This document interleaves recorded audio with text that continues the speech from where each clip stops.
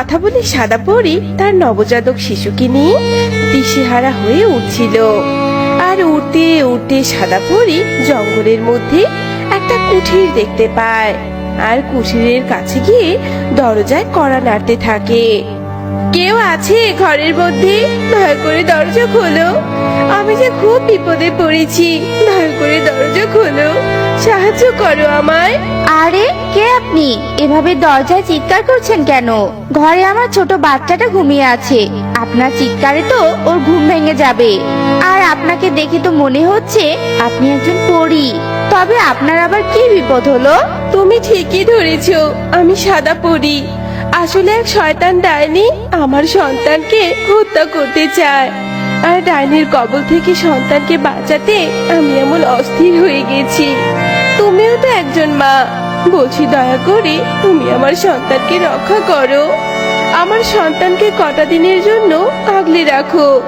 যদি বেঁচে থাকি তবে আমি নিশ্চয়ই আমার সন্তানকে ফেরত দিতে আসবো। এইসব কথা বলে সাদা পরী তার কন্যাকে স্বপ্নার কোলে দিয়ে উড়াল দেয়। স্বপ্না অসহায় বিধবা একজন মহিলা। স্বপ্না গর্ভবতী থাকতেই স্বামী, পরিবার সবাইকে হারায়। শয়তান পরী, কোথায় রেখেছিস তোর সন্তানকে? বল, কি ভেবেছিস তোর সন্তানকে আমার হাত থেকে রক্ষা করতে পারবি? কখনোই না। একদিন না একদিন আমি তোর সন্তানকে হত্যা করবই, আর উদ্দেশ্য সফল করবই আমি। তার আগে আজ আমি তোকে হত্যা করব। এই কথা বলে ডাইনি তার জাদু শক্তি বলে সাদা পরীকে ভস্ম করে দেয়। এদিকে স্বপ্না সাদা পরীর সন্তানকে নিজের সন্তানের মতো আগলে রাখতে শুরু করে আর দিন গুনতে শুরু করে। আজ কতদিন হয়ে গেল সাদা পরী তার সন্তান আমার কাছে দিয়ে গেছে, অথচ সাদা পরী আজ অবধি এলো না। তবে কি সাদা পরীর মৃত্যু হয়েছে? তবে কি আর করব, সাদা পরী জীবিত থাকুক বা মারা যাক, তার সন্তানের দায়িত্ব যখন আমাকে দিয়ে গেছে তবে তো এই দায়িত্ব আমি পালন করবই। এরপর থেকে স্বপ্না তার কন্যা আর সাদা পরীর কন্যাকে পরম স্নেহে বড় করতে থাকে। দেখতে দেখতে বেশ কয়েক বছর কেটে যায়। পরীকন্যা পূজা আর স্বপ্নার কন্যা সূচিও বেশ বড় হয়। এই পূজা, এই তোর সাহস কি করে হয় আমার প্লেটে খাবার খাওয়ার? তোকে বলেছি না তুই আমার কোনো জিনিসে হাত দিবি না। এ কথা বলে সূচি পূজার সামনে থেকে খাবারের প্লেটটা নিয়ে ছুঁড়ে ফেলে দেয়। আর তখনই সেখানে স্বপ্না আসে। এটা তুই কি করলি সূচি? তোর বোনের মুখের খাবার তুই এভাবে কেড়ে নিয়ে ফেলে দিলি? তোর কি বুদ্ধি শুদ্ধি কিছু নেই রে? আমার বুদ্ধি শুদ্ধি ঠিকই আছে, কিন্তু তুমি বোকার মতো ওকে আমার বোন বলছো কি করে? ও দুটো ডানাই তো প্রমাণ করে ও আমার বোন নয়। তুমি ওকে কোথা থেকে তুলে এনেছো বলো তো? আর শয়তান মেয়েটা আমার সব কিছুতে ভাগ বসাচ্ছে। সূচি চুপ কর, একদম কথা বলবি না। আর পূজার ডানা আছে বলে কি পূজা তোর বোন হতে পারে না? আমি বলেছি না পূজা তোর বোন, তাই পূজাকে তুই বোনের মতোই দেখবি। একদম ওর সাথে খারাপ আচরণ করবি না, এই বলে দিলাম। স্বপ্নার কথা শুনে সূচির ভীষণ রাগ হয় আর সূচি রাগ করে বাহিরে চলে যায়। মা, সত্যি করে বলো তো আমি আর সুচি কি দু বোন নই? সুচি কেন সবসময় আমার সাথে খারাপ আচরণ করে বলো তো মা?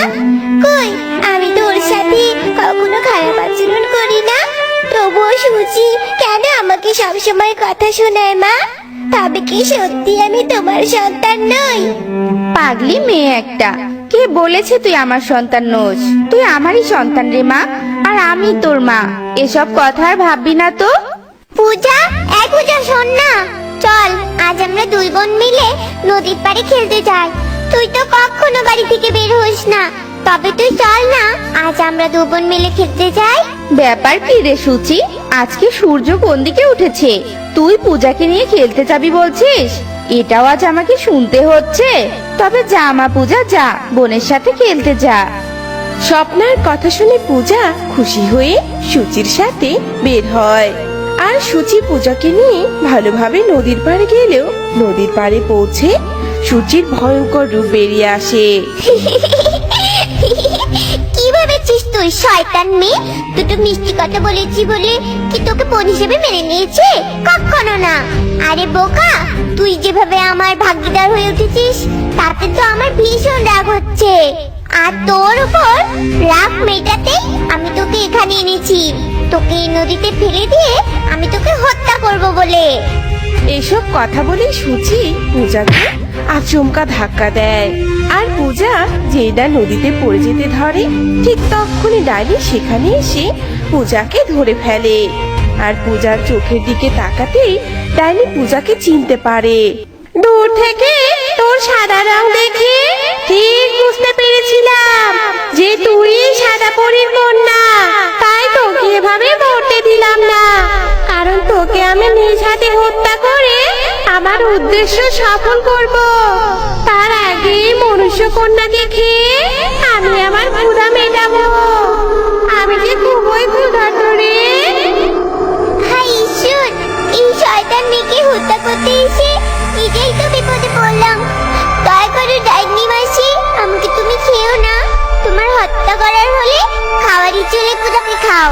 দয়া করে তুমি আমাকে খেও না, এই পূজাকে খাও। খবরদার ডাইনি, তুমি আমার বোনকে খাওয়া তো দূরের কথা, আমার বোনকে স্পর্শ করবে না। আমি তোমাকে বাধা দিব জানো। পূজার কথা শুনে ডাইনি ভীষণ রেগে যায়। আর তখনই পূজা তার পূর্ণ শক্তি অনুভব করে আর নিজ শক্তি বলে ডাইনিকে ভস্ম করে দেয়। সত্যি রে পূজা, তুই আজ বোনের দায়িত্ব পালন করলি। যেই আমি কিনা তোকে মৃত্যুর দিকে ঠেলে দিয়েছিলাম, সে তুই আমাকে ডাইনির কবল থেকে বাঁচালি। আমার সব ভুল আজ দূর হয়েছে, তুই আমাকে ক্ষমা করে দে বোন। না না রে বোন, তোর উপর আমার কোনো ক্ষোভ নেই। আমি তো ভাবছি অন্য কথা। ডাইনি এসব কি বললো? চল তো এক্ষুনি মায়ের কাছে যেতে হবে। সাদা পরীর ব্যাপারে আমাকে জানতেই হবে। এরপর পূজা আর সুচি তাদের বাড়িতে ফিরে আসে। আর পূজা সাদা পরীর ব্যাপারে জানতে চাইলে স্বপ্না তাকে সবটা খুলে বলে। আমার মা তবে সাদা পরী, আর সাদা পরী মৃত হয়েছে।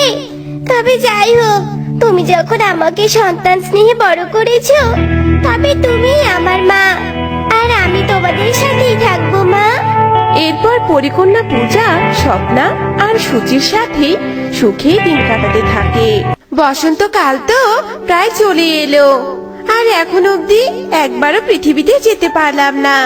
না, যে করে হোক আজ সুযোগ বুঝে আমি পৃথিবীতে যাবই যাব। আমি আসলে বুঝি না রানীমা কেন পরীদেরকে পৃথিবীতে যেতে দেয় না। পৃথিবী কত সুন্দর একটা জায়গা, অথচ রানীমা পৃথিবী পছন্দই করে না। কিন্তু আমি তো না যাওয়া অব্দি ছাড়ছি না। যে করে হোক আমি আজ পৃথিবীতে যাব।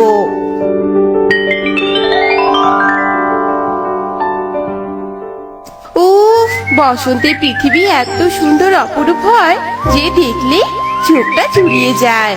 গাছে গাছে নতুন পাতা, ফুলের কত সুন্দর সুবাস, ভ্রমরের গুনগুন গান, আবার কোকিলের কুহু কুহু গান শুনলে আমার প্রাণটা একেবারে জুড়িয়ে যায়।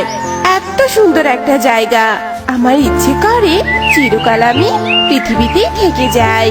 সব কথা বলে পরিকন্যা উঠছিল।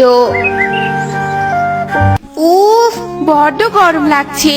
মনে হয় স্নান না করলে আর চলবেই না। আরে ওই তো একটা পুকুর দেখা যাচ্ছে। আমি বরং ওই পুকুরে নেমে একটু স্নান করে নেই। এরপর পরিকন্যা পুকুরের ধারে আসে আর তার জাদু দণ্ডটা পুকুরের পাড়ে রেখে পুকুরে নামে স্নান করার জন্য। আহ, কি সুন্দর শীতল জল। পুকুরের সামান্য জল ও পরিলোকের ঝর্ণার জলের চেয়ে বেশি উত্তম।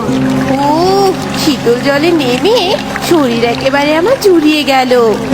এসব কথা বলে পরিকন্যা মনের আনন্দে পুকুরের জলে ডুব দিচ্ছিল।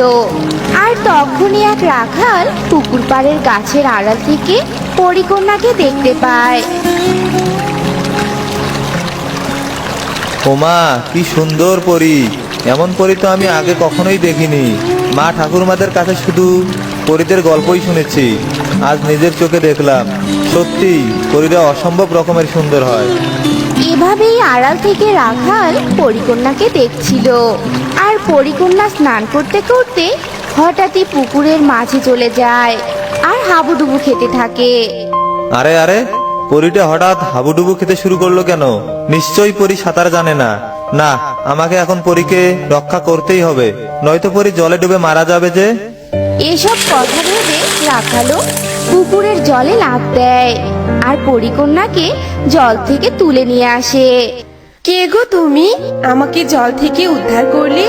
আসলে এমন শীতল জল দেখে ইচ্ছে মতো জলে ডুব দিচ্ছিলাম, কিন্তু কখন যে মাছ পুকুরে চলে গেছি সেটা আমি বলতেই পারি না।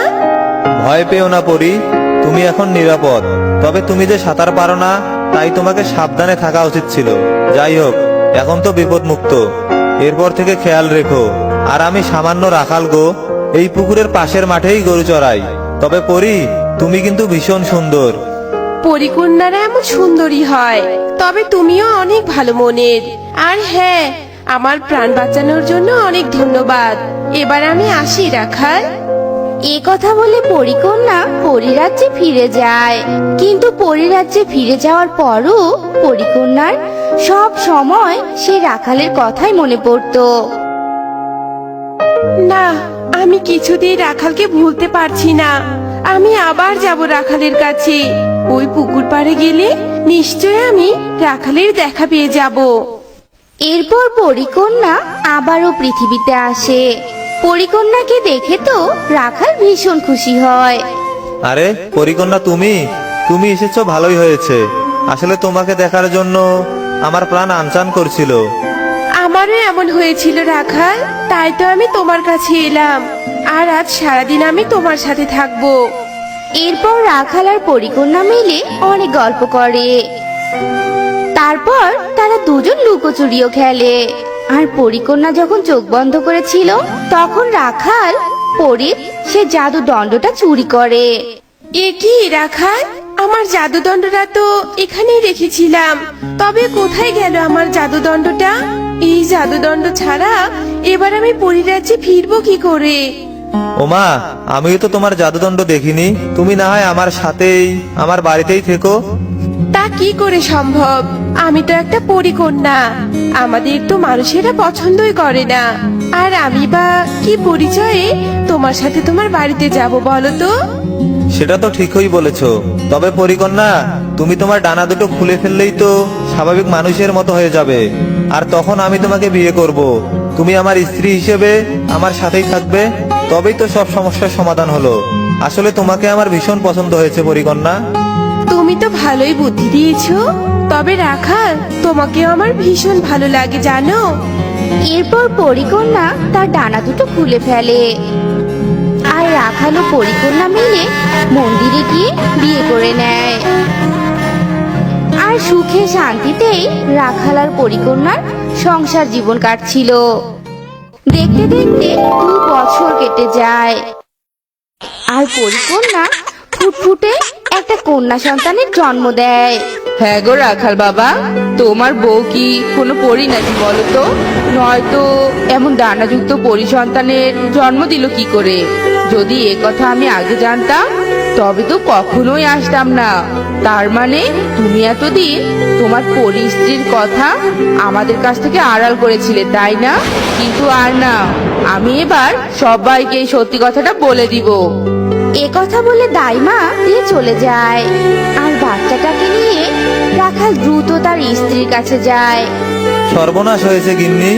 দাইমা যে সবটা বুঝতে পেরেছে। যত দ্রুত সম্ভব আমাদের এখান থেকে পালাতে হবে, নয়তো গ্রামবাসীরা তোমাকে আর আমার সন্তানকে বাঁচতে দিবে না। কিন্তু রাখাল, আমি এখন কি করব? আমার কাছে তো আমার জাদুদণ্ডটাও নেই যে তার সাহায্যে আমি পরিরাজ্যে যাব।